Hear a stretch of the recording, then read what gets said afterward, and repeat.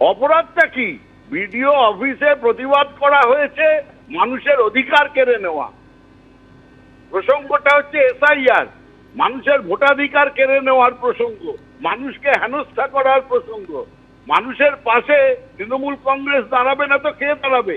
স্বাধীনতা সংগ্রামের সময় যারা জেল খেটেছিল তাদেরকে কি বলি? আসামি বলি না স্বাধীনতা সংগ্রামী বলি? এখন হচ্ছে এটা গণতন্ত্র রক্ষার সংগ্রামী এরা। গণতন্ত্র রক্ষার জন্য এই ইলেকশন কমিশন, বিজেপি, এই জোড়া ফলা যারা গণতান্ত্রিক অধিকার কেড়ে নিতে চাইছে তাদের বিরুদ্ধে এই সংগ্রাম। বিজেপি কি মনে করে তারা এসআইআর করে আর ওই ইলেকশন কমিশনকে লেলিয়ে দিয়ে অধিকার কেড়ে নেবে? যদি এফআইআর করতে হয়, প্রথম করতে হবে গণেশ কুমারের বিরুদ্ধে। 70 জনের প্রাণহানি হয়েছে, এই কথা ভুলে গেলে চলবে না। কমিশনকে উদ্দেশ্য করে বেলাগাম হুঁশিয়ারি দিয়েছিলেন ফরাক্কার তৃণমূল বিধায়ক মনিরুল ইসলাম। তারপর তার বিরুদ্ধে এফআইআর করার জন্য ডেডলাইন পর্যন্ত বেঁধে দিয়েছিল, কিন্তু সেই নির্দেশে সেই ডেডলাইনের পর 24 ঘন্টা পেরোতে চলল, কোনো এফআইআর তার বিরুদ্ধে হলো না। বদলে শুধু এসডিওকে তদন্তের নির্দেশ দিয়েছেন জেলা শাসক। ফরাক্কার তৃণমূল বিধায়কের বিরুদ্ধে এফআইআর এর নির্দেশ দিয়েছিল কমিশন, মহকুমা শাসককে এই মনিরুলের বিরুদ্ধে তদন্তের নির্দেশ দিয়েছেন জেলা শাসক।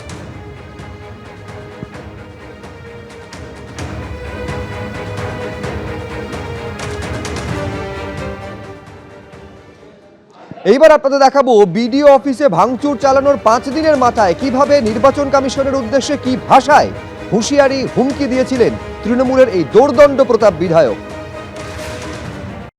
ঝান্ডা চলবে না, লাঠিতে বাঁধতে হবে, লাঠিতে। কোমরকে ঢিলা করে দিতে হবে নির্বাচন কমিশনে। মানুষকে নিয়ে ছেলাকেলামো করছো আর তুমি নিরাপত্তা নিয়ে ঘেরাটোপের মধ্যে আছো না? তুমি আকাশে আছো, পাতাল থেকে ছেঁচড়ে বের করবো, পাতাল থেকে বের করবো। নির্বাচন কমিশনের এখান থেকে আমি বলতে চাই ওনাকে পদত্যাগ করা উচিত। ভাঁড় হয়ে গেছে, গাদ্দার হয়ে গেছে, অযোগ্য লোক। আমি শুধু ইশারায় বলবো 19 তারিখে ফাইনাল লিস্ট বের হবে, তখন কিন্তু যদি সব ঠিকঠাক হয় আর নচেত দেখবেন চারদিকে আগুনে আগুন জ্বলছে। কিচ্ছু করার নেই, কিচ্ছু করার নেই। এই ধুক ধুক করে মরার চাইতে লড়াই করা মরা আমি মনে করি জীবনের সার্থক। কমিশনের এফআইআর নির্দেশের পরেও যে তার দাপট এতটুকুও কমেনি সেটা গতকাল বোঝা গেছিল যখন সেই বিডিও অফিসে গেছিলেন তৃণমূল বিধায়ক মনিরুল ইসলাম। দাপটের সঙ্গে স্বমহিমায় তাকে দেখা গেছিল। আমি যেটা চাইছি যে আপনারা যদি প্রত্যেকটা জিপিতে যদি করে দেওয়া হয় তাহলে আমরা নিজস্ব উদ্যোগে মানুষের সেবা করতে পারবো। আমরা ডিএম সাহেবের সঙ্গে আশা করি কালকে থেকে পঞ্চায়েতে মানে হয়ে যাবে। ধন্যবাদ করার জন্য। আমরা ডিএম সাহেবের সঙ্গে আশা করি কালকে থেকে পঞ্চায়েতে মানে হয়ে যাবে। ধন্যবাদ করার জন্য। কমিশনের নির্দেশকে কার্যত অমান্য করা হয়েছে। প্রায় 24 ঘন্টা পেরোতে চলল, এই মনিরুল ইসলামের বিরুদ্ধে এখনো কোনো এফআইআর হয়নি। এসডিওকে শুধুমাত্র তদন্ত করার জন্য নির্দেশ দিয়েছেন জেলা শাসক। আর তা নিয়ে বিরোধীরা কি বলছেন দেখুন। না, এই পুলিশ মমতা বন্দ্যোপাধ্যায়ের নির্দেশ দেওয়া আছে, এই পুলিশ এফআইআর করবে না তো।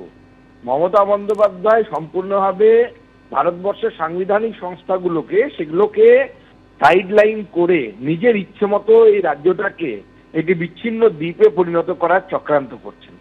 এবং ভবিষ্যতে ভারতবর্ষের বিভিন্ন প্রান্তে যে বিচ্ছিন্নতাবাদী চিন্তাভাবনা মাঝে মাঝে চারা দেয়, যদি পশ্চিমবঙ্গে আগামী দিনে এই মমতা বন্দ্যোপাধ্যায়ের আস্কারার জন্য এবং ইন্ধনের জন্য কাশ্মীরের বিভিন্ন অংশে যেরকম একসময় বিচ্ছিন্নতাবাদী চিন্তাভাবনা ছিল, সেই বিচ্ছিন্নতাবাদী চিন্তাভাবনা যদি আগামী দিনে আবার মাথা চেড়ে দিয়ে ওঠে বাংলায়, আমি অন্ততপক্ষে অবাক হব না। নির্বাচন কমিশনের উচিত কান ধরে এই রাজ্যের ডিজিপিকে এখান থেকে নিয়ে যাওয়া এবং তার বিরুদ্ধে ব্যবস্থা নেওয়ার জন্য নির্দেশ জারি করা। প্রশাসনের বাবার ক্ষমতা আছে মনিরুলের বিরুদ্ধে এফআইআর করবে? প্রশাসন যে তার বাবা হচ্ছে মনিরুলরা, আর তাদের বাবা মা হচ্ছে মমতা ব্যানার্জি। তো চেন রিয়াকশান, ওপর থেকে যা বলছে তাই হচ্ছে। এখনো মনিরুলরা ডিএমকে এখনো মেরে ঘাট ধাক্কা দিয়ে বার করে দেন, এই ওদের বাবার ভাগ্য। আর এই লোক দেখানো কিছু খেলা চলবে। ডিএম বলবে এসডিওকে এফআইআর করো, এসডিও আইসিকে বলবে এফআইআর করো, ঠিক আছে? পাসিং দ্য বাক গেম চলবে, আমার ঘাড়ে না তোমার ঘাড়ে, তোমার ঘাড়ে না তার ঘাড়ে, যাতে নির্বাচন কমিশন আবার উপর থেকে পরে এদের বিপদ না ঘটায়, তার জন্য ঘাড় বদলানো চলবে, ঠিক আছে? আর নিচে যদি এক জমি যায় উপর নিরুপায়, এমন কেস দিবে যেন ঢুকতে ঢুকতে তার বেল হয়ে যায়। ফুল বেল পাতা সব রেডি করে রেখে স্যান্ডা করবে, বেলও হবে, বাড়িও যাবে, আরও বড় নেতা বানানো হবে। এবিপি আনন্দ, এগিয়ে থাকে, এগিয়ে রাখে।